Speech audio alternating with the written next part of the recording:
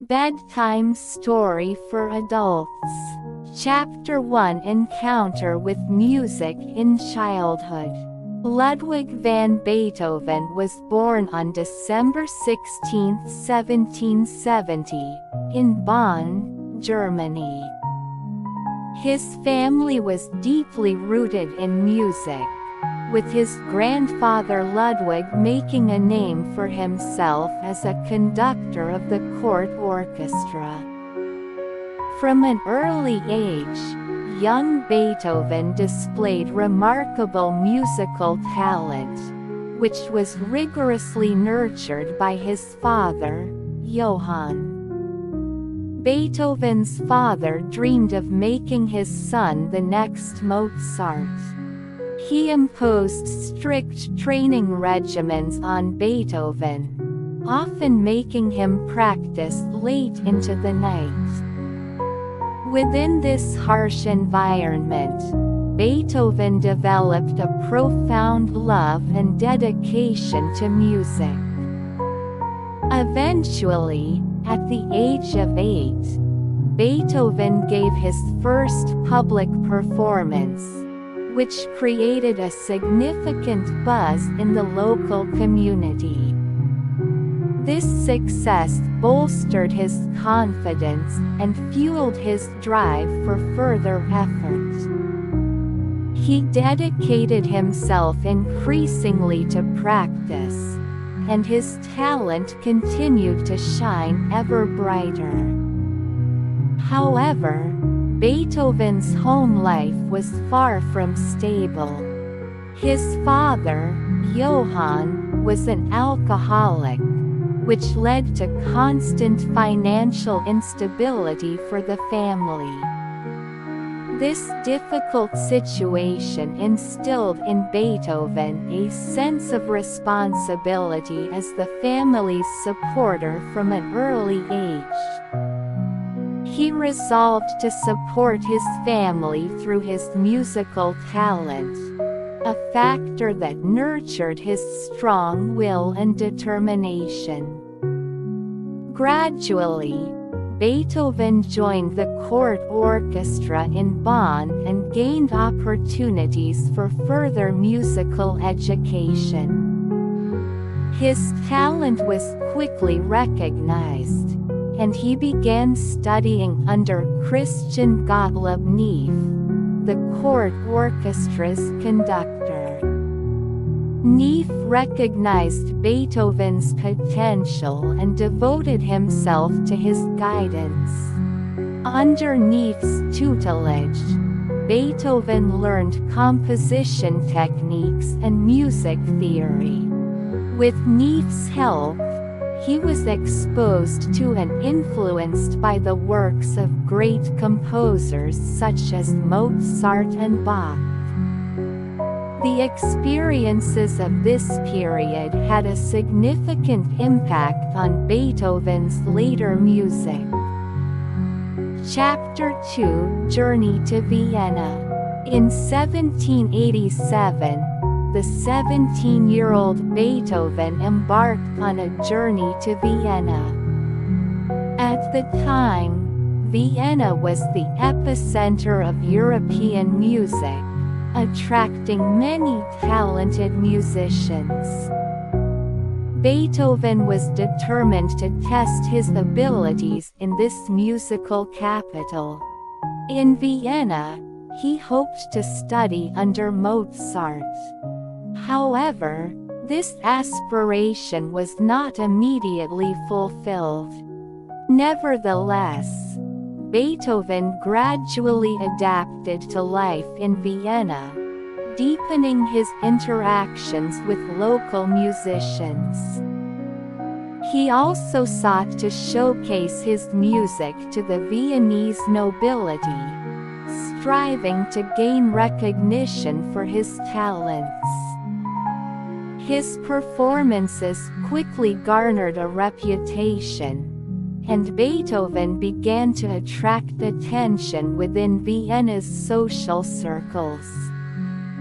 With the support of the nobility, he dedicated himself to composing, creating many new works. Despite these accomplishments, his life during this period was fraught with difficulties. Family issues, in particular, troubled him deeply. His father Johann's alcoholism worsened, becoming a significant burden on the family. Beethoven had to return to his hometown of Bonn temporarily, interrupting his musical activities to take care of his family. Amid such adversity, Beethoven demonstrated even greater resolve and determination. While supporting his family, he never gave up on his musical career. In his heart, he harbored a profound love for music and a determination to overcome difficulties through it. The next chapter will depict Beethoven's return to Vienna and his encounters with further successes and challenges. Chapter 3: Advancements in the musical capital. In 1792, Beethoven returned to Vienna, this time to study under Haydn. Meeting Haydn marked a significant turning point in his life. Haydn highly valued Beethoven's talent and had a profound influence on him. Upon his return to Vienna, Beethoven continued to work hard to establish his position as a musician. His compositions, including piano sonatas and chamber music, were highly praised and became popular among Viennese nobility and music enthusiasts. Particularly, the trios for piano, violin, and cello, published in 1795, became a long-loved masterpiece. During this period, Beethoven began to establish his own musical style. His works, while rooted in the traditions of classical music, incorporated innovative elements that conveyed new musical appeal to the audience. His compositions were characterized by emotional depth and power, setting him apart from other composers.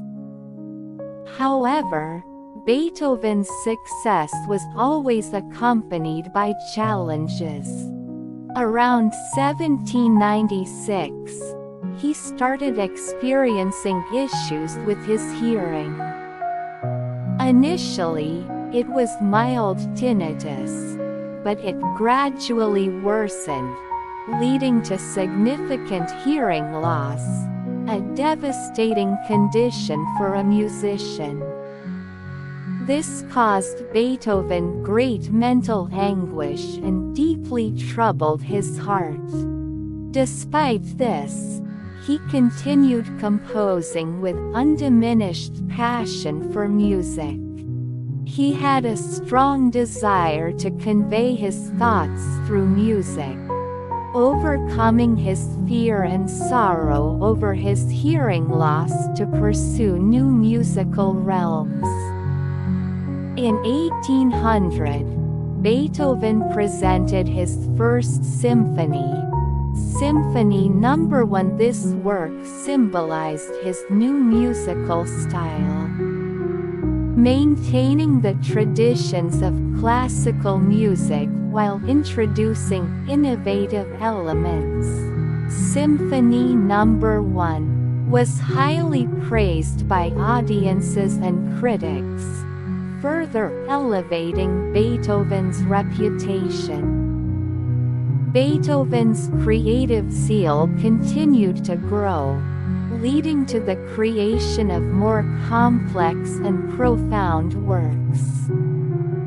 His music consistently left a strong impression on audiences.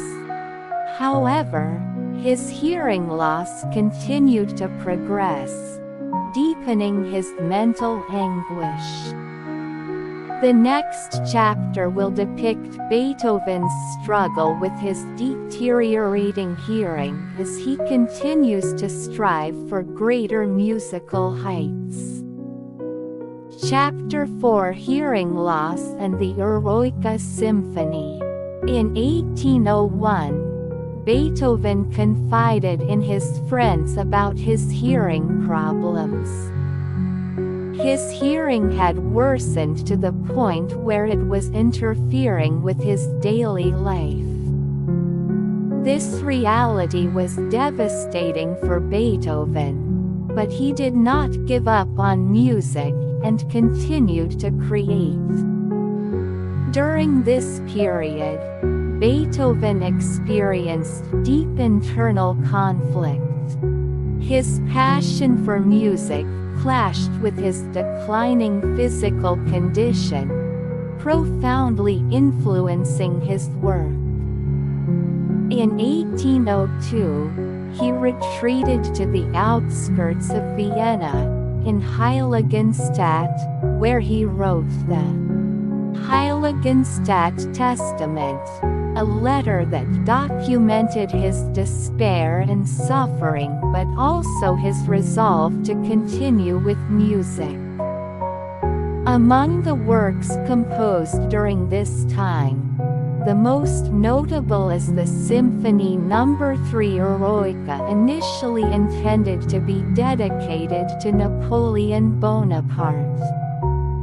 The dedication was withdrawn when Napoleon declared himself emperor. Nevertheless, the Eroica Symphony became a symbol of Beethoven's innovative spirit and had a significant impact on the music world. The Eroica Symphony broke away from the traditional symphonic form, featuring an expansive and powerful structure. Embedded within it are Beethoven's own struggles and conflicts, and his powerful will to overcome them. This symphony vividly portrays Beethoven's journey to forge a new path in music despite the adversity of his hearing loss. Around the same time, Beethoven also composed numerous piano sonatas and chamber works. These pieces reflect his complex inner emotions and dialogues with the outside world. Notably, the Piano Sonata No. 14 Moonlight and Piano Sonata No.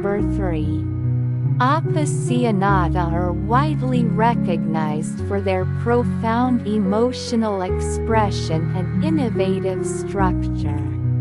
Beethoven never succumbed to despair over his hearing loss, and continued to explore new musical possibilities. His music grew increasingly profound, continuously moving audiences. His creativity remained undiminished, and he produced new works one after another. However, Beethoven's mental anguish persisted. He sought to confront and overcome his inner turmoil through music. Consequently, his compositions became increasingly unique and powerful, leaving a significant legacy for future generations. The next chapter will depict Beethoven's creation of even greater works and his enduring mark on the history of music. Chapter 5: Symphony No. 9 and the Immortal Legacy. Beethoven's creative activity continued unabated despite the complete loss of his hearing. His inner passion for music and spirit of innovation never waned. His compositions grew increasingly profound and powerful, with the Symphony No. 9 choral, completed in 1824, standing as the pinnacle of his achievements. The Ninth Symphony is renowned for being the first symphony in music history to incorporate a choir. The finale, featuring Friedrich Schiller's poem, Ode to Joy, celebrates universal brotherhood and peace, leaving a lasting impact on listeners. Through this work, Beethoven expressed his ideals and hopes, inspiring and moving people deeply. The premiere of Symphony No. 9, on May 7, 1824, in Vienna, became a historic event in the annals of music. Beethoven stood at the conductor's podium, and the audience, moved by his indomitable spirit and creativity, responded with thunderous applause. Although he could not hear the applause due to his deafness, the orchestra members turned him around to witness the audience's acclaim. Despite this triumph, Beethoven's later years were far from stable.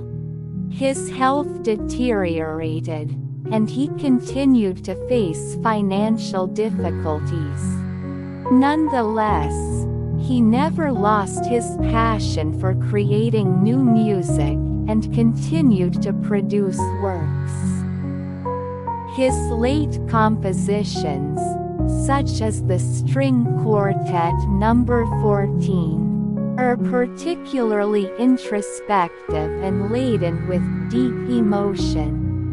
Beethoven passed away on March 26, 1827, at the age of 56. Approximately 20,000 people from all over Vienna attended his funeral, mourning his death.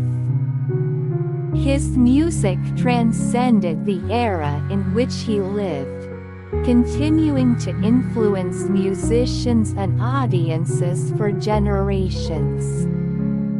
Beethoven's life was marked by numerous hardships and adversities, but his strong will and passion for overcoming them made his music timeless.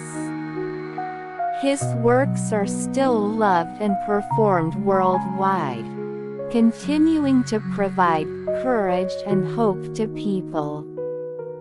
Beethoven's name will be remembered forever.